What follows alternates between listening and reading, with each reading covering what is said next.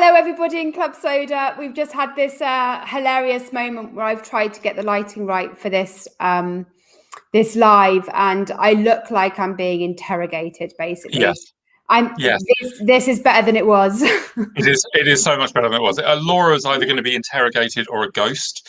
So we've gone with the interrogated look, which is fitting because this is an opportunity to ask Laura questions under pressure. No, not really. Hi, everyone. We are coming up to the end of dry January, and we thought it would be really useful and we hope helpful to drop into the community to talk a bit about how dry January has been, what's happened for you, and really, really importantly, what on earth do you do next? You know, whether you're thinking about continuing alcohol free, or you're thinking about going back to drinking again, the end of dry January is definitely a moment that you're going to want to prepare for in some way. So we thought it would be useful to pitch up. It's 29th of January to talk about that. So we would really value your questions and your comments and your feedback on what's dry January been like. What are you planning to do next? Have you got any questions or challenges that you're facing? Basically, we're here to help. So whatever's coming up for you in February, we've got your back. So there are a few things that are really common at this time of year. So I thought I'd pick up some of those, Drew, and ask you where people might go with them. Yep. So there's often a massive, there's this myth, and I've been doing radio interviews all today, thank goodness, because the lighting's too terrible for TV, right? So I've been doing radio interviews all day where everyone's been saying, yeah, really, a month isn't any good for you doing a month off drinking. Dry January is a waste of time. And everyone just canes it on day 1 of February. What I've been saying on those interviews is actually that's not true. So some people obviously go out and celebrate at the end of dry January and just go and drink and carry on as they are. But you never hear in amongst that all the people who have gone, okay, so I've done January. Some of it was successful and some of it wasn't. But actually more that happens is the panic that people go, oh no, now I can drink, but I don't know what to do next. And unless people are going, right, that's it, I'm carrying on going alcohol free. There's a massive panic. How do people stop and take stock at that point in time? Yeah, so it is really important. If you are somebody who is thinking about drinking in February, there's a couple of just critical things to know about what's happened during dry January, which are not to do with what you've done, but about how your body's changed. So when we take extended breaks from alcohol, one of the things that happens is that our tolerance for alcohol begins to reset. And so if you went into dry January and you used to be the kind of person that you only really felt it by the time you had the 3rd glass of wine, you should not expect to be able to drink 3 glasses of wine on the 1st of January and get away with it. Essentially, you are getting close to, not all the way, but you're getting close to, back to how your body responds when it's not acclimatized to alcohol at all. So my number one thing to say to people who are thinking about drinking in February is that you have to take it slowly. If you're going to pick up your drinking behavior that you had in December and replicate it at the beginning of February, it is really, really going to hurt.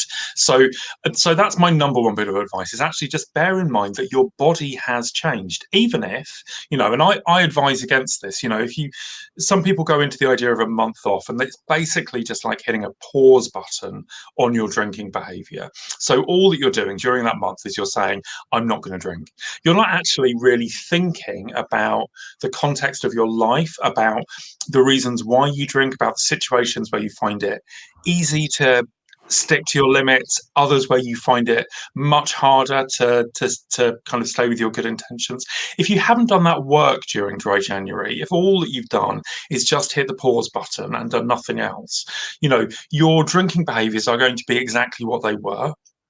All of the triggers that you had before are going to come back. You're going to notice, you're going to respond to them again. So I just encourage you to take it easy. That is the number one. If you hear nothing else from this, if you're thinking about drinking in January, go slowly, because otherwise it will hurt.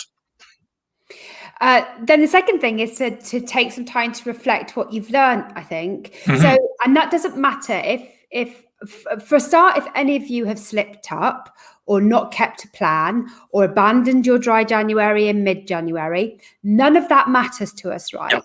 What matters to us is that you take some time to reflect and then take the learning from that reflection forward.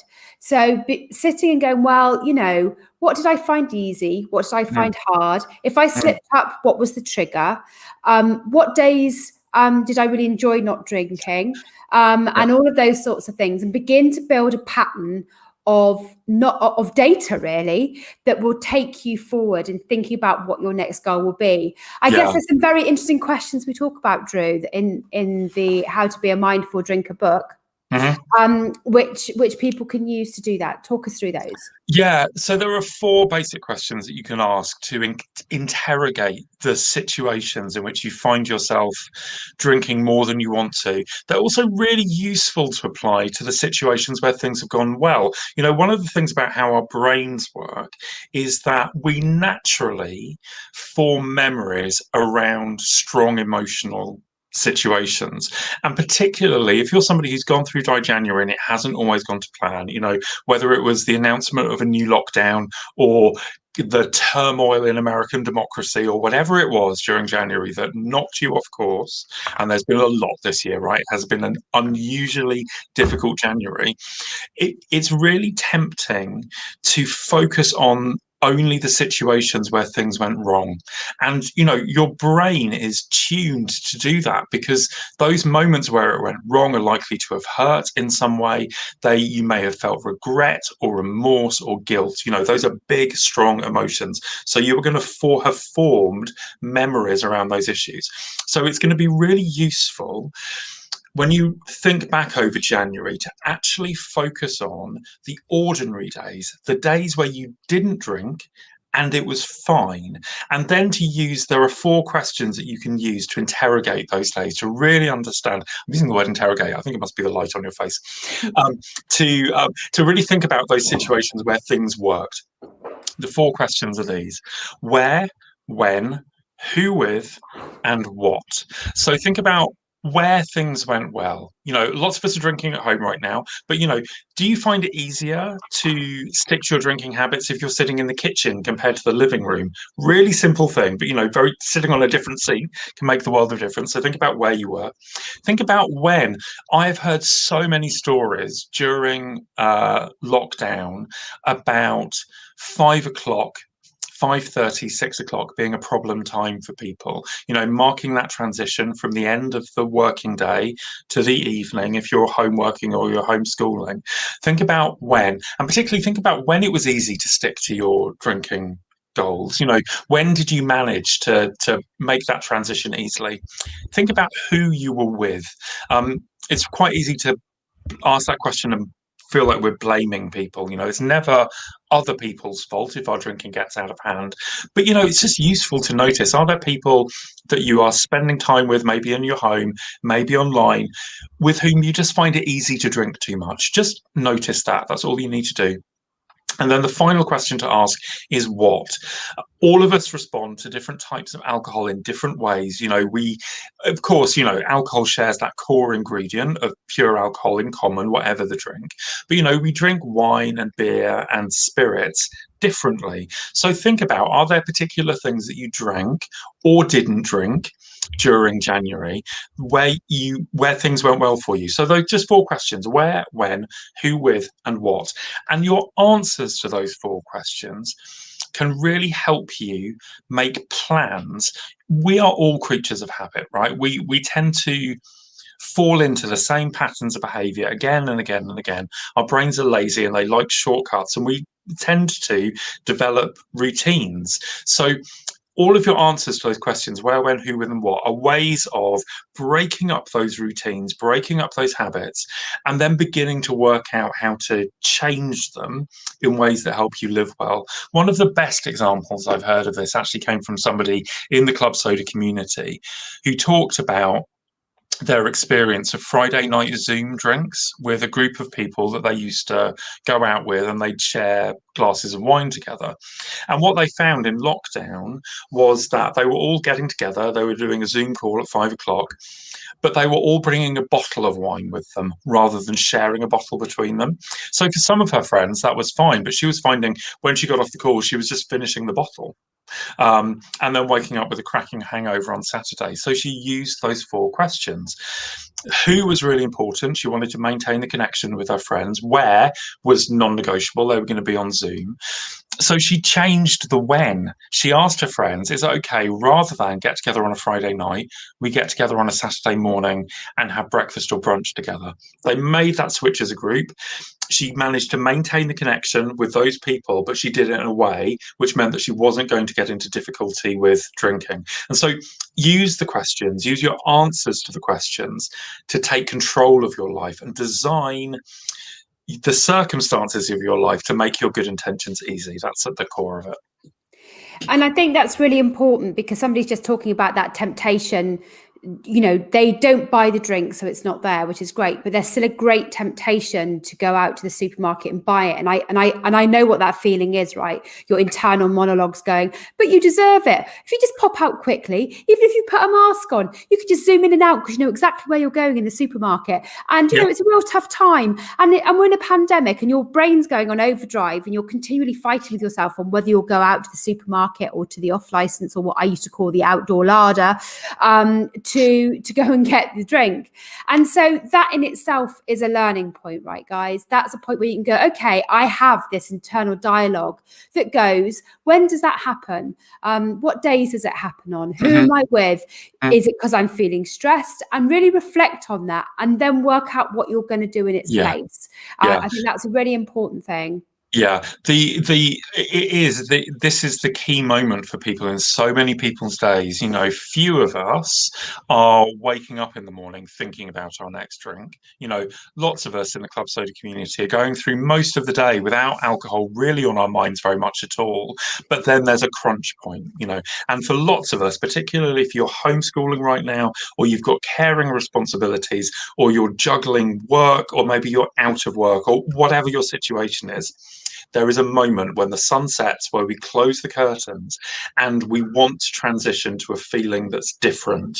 We want something different from our evenings. And our shortcut for that has always been cracking open a bottle of something, you know, whether it's pouring ourselves a beer or opening a bottle of wine or having a gin and tonic. There's been that moment. We've used the alcohol to mark the moment of transition. One of the real issues here is that even if you're not going to drink, the moment of transition actually matters. You know, think about what it is that you want to feel in the evening. Do you want to, you know, unwind? Do you want to relax? Do you want to reconnect with your partner? Do you want to put the troubles of the day behind you? Do you want to feel a sense of joy? Do you want to, you know, whatever it is, what do you want to feel in the evening? And then what I encourage you to do is write a list of all of the different ways that you know to achieve those feelings. You know, alcohol is a shortcut, but you know, we can relax and we can have fun and we can connect with others in lots of ways which don't involve alcohol at all. So write yourself a long list of all of the ways that you can achieve those feelings, and then choose the ones which you want to do most and experiment with them, and make a ritual for yourself at that moment of transition, which brings together all of the things which help you achieve the feelings that you want. And I promise, if you do that, if you pay attention to that moment, rather than being obsessed at that moment about putting your shoes on and going to the supermarket, you're going to be really busy with lots of stuff to do, which is going to give you lots of good feelings to sustain you through the evening. So just take time to think about how you're going to get through that specific moment in the day. Make a really solid plan, but make sure that it delivers the feeling that you're looking for. And it's really important to say that may sound daunting, and you may be taking notes down, all of that sort of stuff. But we take you through all of those steps in our courses. And we also take you through those steps in our book, all of which you can find on joinclubsoda.com. But it's worth saying that our courses take you through reflecting on your drinking, whether it's dry January or any other time, helping you think through all of those potential triggers, but also to look at what else you're going to put and plan in place.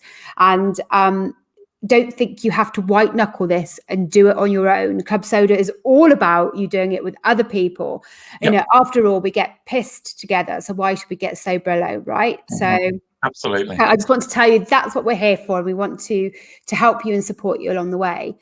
The other thing that I then wanted to reflect on is that we do this reflection. We ask you to think lots of things. We ask you to ask questions that I'm not allowed to ask because I keep forgetting them and Dru tells me off.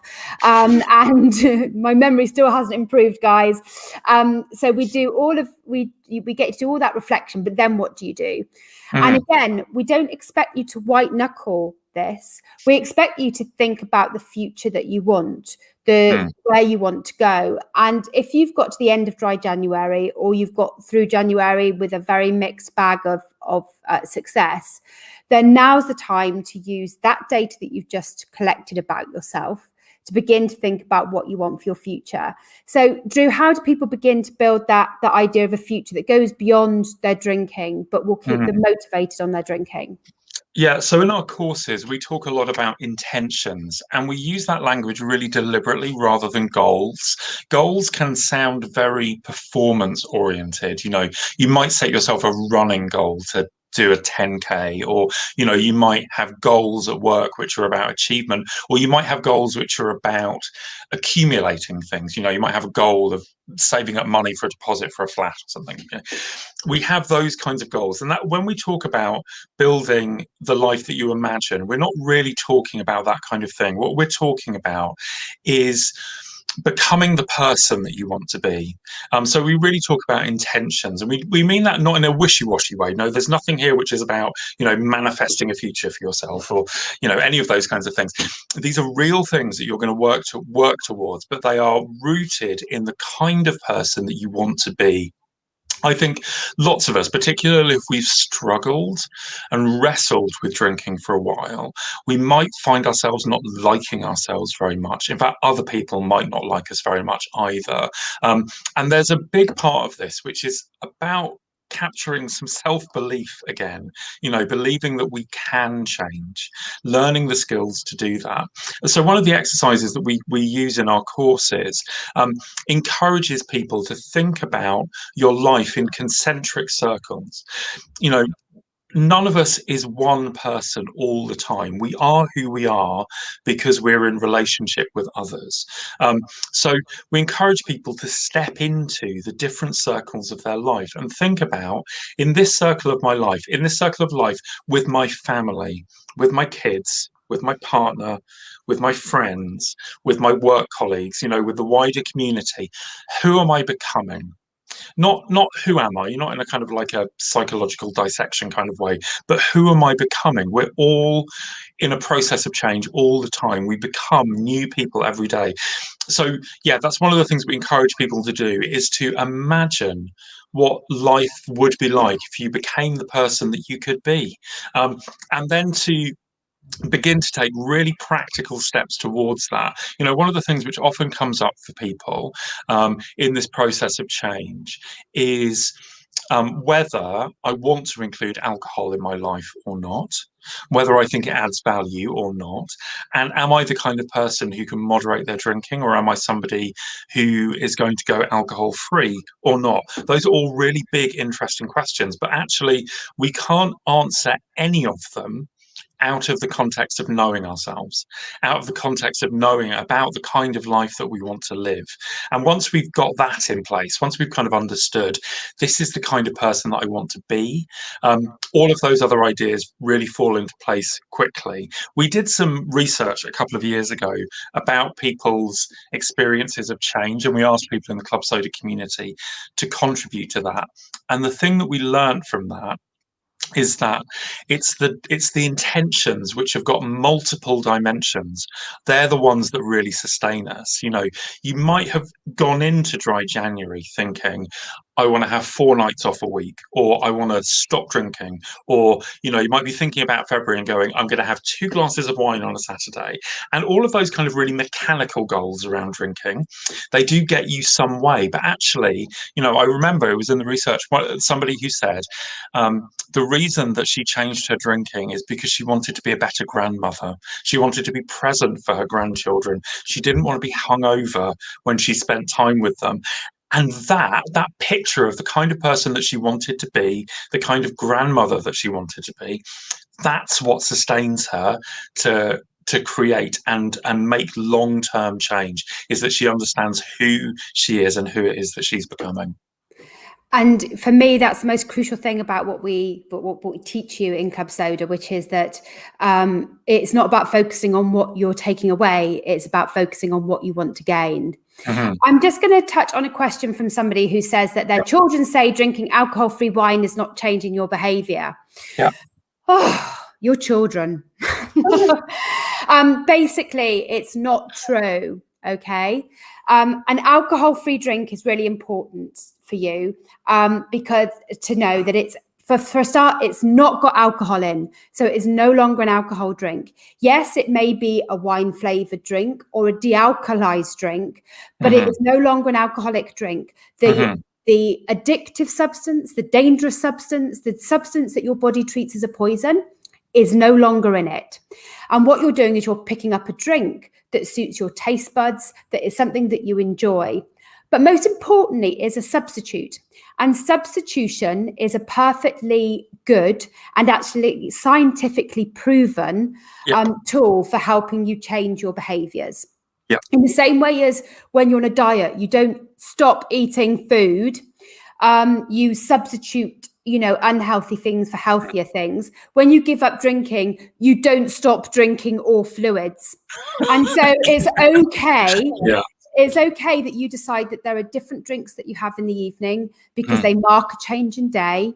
And it's okay that they're alcohol-free because guess what? A Coca-Cola is alcohol-free, water's alcohol-free, tea and coffee is alcohol-free. Lots of drinks are alcohol-free. This is a wine-flavored or a wine-based alcohol-free drink. And if it's helping you, then tell everyone else to sod off. Okay. Can I add a couple of things to that? So yes. I say this as a parent, your kids can be utter bastards. And one of the reasons for that is that they deal with so much shit. If we're really honest with ourselves, sometimes, our kids are who they are because we've been who we are.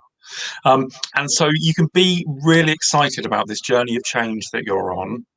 You can know that you're beginning to really change your behavior and your kids just don't see it yet. And maybe they don't trust that the change is going to last. And maybe that they've been through this before. There's lots of reasons why your kids can be really hard on you. I'm going to encourage you just for a moment to ignore what they have to say.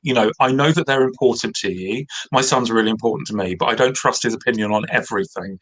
You need other adults in other situations to tell you you're doing fine, and you are doing fine.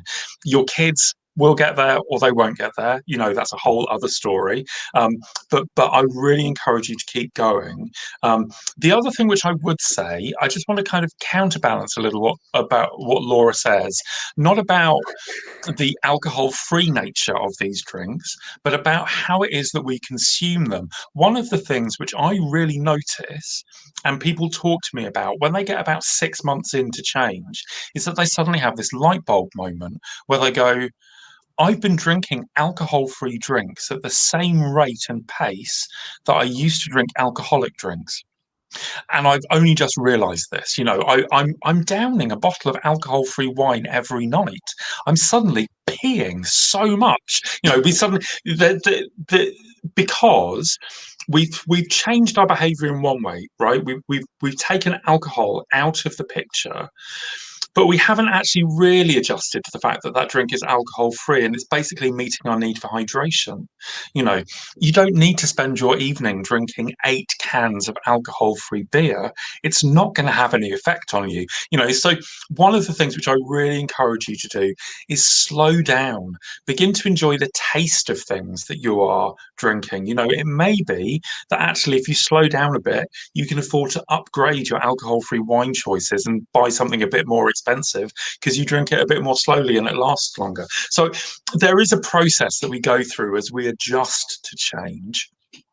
Taking alcohol out of the picture and alcohol-free alternatives. As Laura says, the need for substitutions is well documented in the behaviour change literature. So that's a really important thing. But you will continue to learn and you'll continue to reflect. And the key message is going to be to slow down. And certainly they're far better for you than all of the stuff that's stuffed with sugar, which actually hits your dopamine receptor, just like alcohol did. So, take that into account as well. Dru, I'm going to wrap this up in a minute, but we have got things that help people going forward. Do you want to talk about the 3 courses? Yeah, so we have a free course, a completely free short course called How to Change Your Drinking. It's got the basics that you need to know to get yourself started. It's got a self-assessment survey so you can understand your drinking habits if there are particular areas of your life where drinking is causing you difficulties. It will also tell you whether you may be at risk of experiencing withdrawal symptoms if you stop drinking. So that's a really important part of the course. It's got a whole section on alcohol-free drinks, how to use them as part of your socializing, how to choose good ones. And then it introduces the basics of mindful drinking, paying attention, the 4 questions that I mentioned earlier, where, when, who, with, and what, and how to make simple if-then plans to deal with the obstacles you might face. So it's a perfect little course. You can do it in a day if you really want to. It's super easy and digestible, and it comes with a little Facebook group. So people who did it during January have joined a small group on Facebook. There's about 180 of them altogether, and people are really getting to know each other, sharing their stories, sharing tips, sharing what they've learned on the course. It's a lovely thing. So there'll be a new small group for people starting in February. So we've got that free course, and then we've got 2 longer courses which are paid courses. We've got a course called How to Stop Drinking. Our course names, they do what they say on the tin, right? So How to Stop Drinking is 31 lessons, which you can take at your own pace. So you could do it over a month or you could do it over longer. And it encourages you and it gives you the skills to stop drinking, whether you want to take a break or whether you want to stop drinking for the longer term. It's got everything that you need to take you through that process of stopping and staying stopped. And How to Stop Drinking comes with daily motivational nudges in your email at 7 o'clock in the morning until between now and the end of time if you really want them. The course is yours for as long as you need it. It's packed with reflections, with tracking tools so you can see how your happiness is changing, how your confidence is changing, how your sleep is improving. It's got reflections, self-reflection exercises, and it's got experiments so that you can practice not drinking in the real world. It also comes with a supportive community on Slack, just for people who are doing that course and our other paid course. And there's a weekly mindfulness meditation and discussion group that you can come to on a Wednesday night called the Breathing Space, which I host as well. So you get an awful lot for 40 quid. It's an absolute bargain. Then we have another course called How to Drink Mindfully. It's much more aimed at people who want to moderate or cut down, or frankly, if you're thinking about change but you don't know what kind of change is going to work for you and you're not ready to commit to a period of going alcohol free, How to Drink Mindfully will give you all of the skills that you need to pay attention to your habits, to make good decisions, and actively encourages you to experiment with different ways of changing your drinking. It will teach you how to moderate. So if you're somebody who's thinking about doing that, doesn't know how to do it, that's a whole other conversation, but it will give you the skills to do that. So we've got these 2 courses: how to stop drinking if you want to take a break for now or forever, or how to drink mindfully if you want to moderate or cut down or experiment with change. Both courses come with the same thing. So 31 lessons, daily nudges to keep you going in the right direction, a supportive community on Slack, and an invitation to a weekly mindfulness meditation and discussion group. And a really, I have to say, beautiful community of lovely people who have got your back, who know what you're going through, who will be there to encourage you every step of the way. They are delicious, and I love spending time with them, and I would love it if you joined us. Brilliant. Thank you so much, everybody. As always, we're here to support you. So ask your questions even after this live, if you're doing it and watch again. And do make sure you're on our email list. If you go to joinclubsoda.com, you'll join our mailing list, see our blog, see our weekly podcast, see our weekly Ask Dru. And we continue to do lives. And we just love to know how we can support you. So we're going to leave it there. Brilliant. And we will catch up with you all at some point soon. All right. Take care of yourselves. Cheers.